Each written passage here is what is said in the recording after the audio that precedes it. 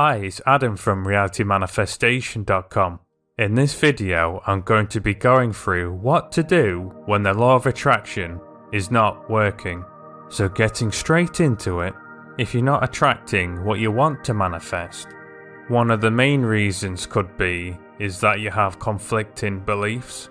For example, you may believe having more money will benefit your life. You may even believe you can attract more money, but at the same time, you might believe money is the root of all evil, or that only greedy people are wealthy.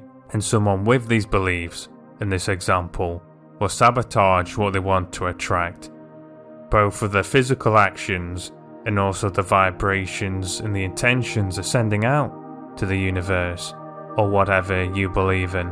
And most of this will be done without their consciously being aware of it.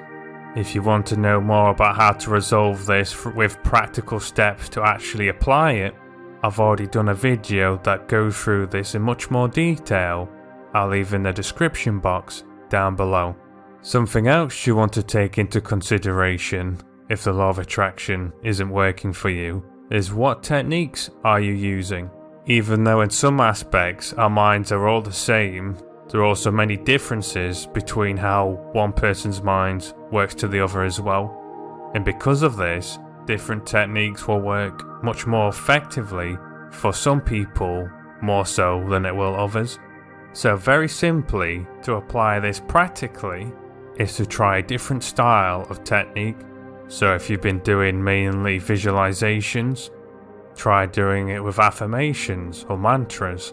Or the opposite, if all you've been doing is affirmations and writing things down, try visualizing. Something else worth taking into consideration, if you're not attracting what you want to manifest, find a way to let it go. What I mean by this is, a lot of law of attraction teachings is all about how to set your intention out there, how to bring something to you, but there isn't as much on the receiving part of it, which is equally as important. Which an analogy I often like to use, which I think I first came across from a book called Reality Transurfing, which is, imagine you're in a restaurant and you've placed an order, and as soon as you've placed the order, you're going to the waiter or waitress and saying, "Where's my order?" And they tell you it'll be here in a moment and it'll not take long, and then moments later you're asking again and again, and you get so adamant and impatient, you go to the back to the chef and say, "Where's my food? Is it ready yet?" And it gets to the point where you're kicked out of the restaurant for causing such a fuss. And this is very similar to what happens if you're unable to let go and receive what you're intending for the universe or whatever you believe in to attract and be brought to you. And I've already done a video that goes through how to let go and receive in more detail that I'll also leave down below. Another important factor to take into consideration is, are you looking out for signs?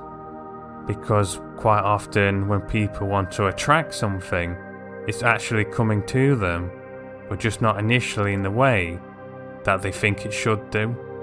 It's also worth taking into consideration that you won't always initially get what you want, because sometimes you'll be given and move towards what you need instead, which ironically in of in itself will lead you to becoming the person or in the situation towards getting what you truly want, but on a deeper level.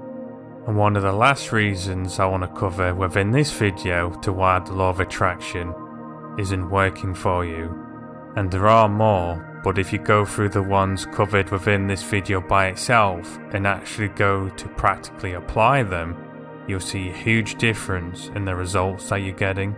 So the final reason I want to cover in this video is, are there any actions you could take, or are there actions you're not taking that you know you should do? Sometimes, unfortunately, with the law of attraction being overly simplified, people think you can just sit there and manifest anything you want, and even though you can attract things without action, the majority of things you want worthwhile do require action, living both a metaphysical and the physical universe. Both the metaphysical and the physical at different varying degrees from the same original source. So a big common misconception is to see the metaphysical and the physical as two completely different things or different realities, when they're not. Quite often, if you set the intention to attract something with your mind, if you pay attention to your intuition, you'll get an intuitive feeling of what action to take, because you've attracted circumstances that will allow the action that you know you should take will physically bring you the results you're intending to attract.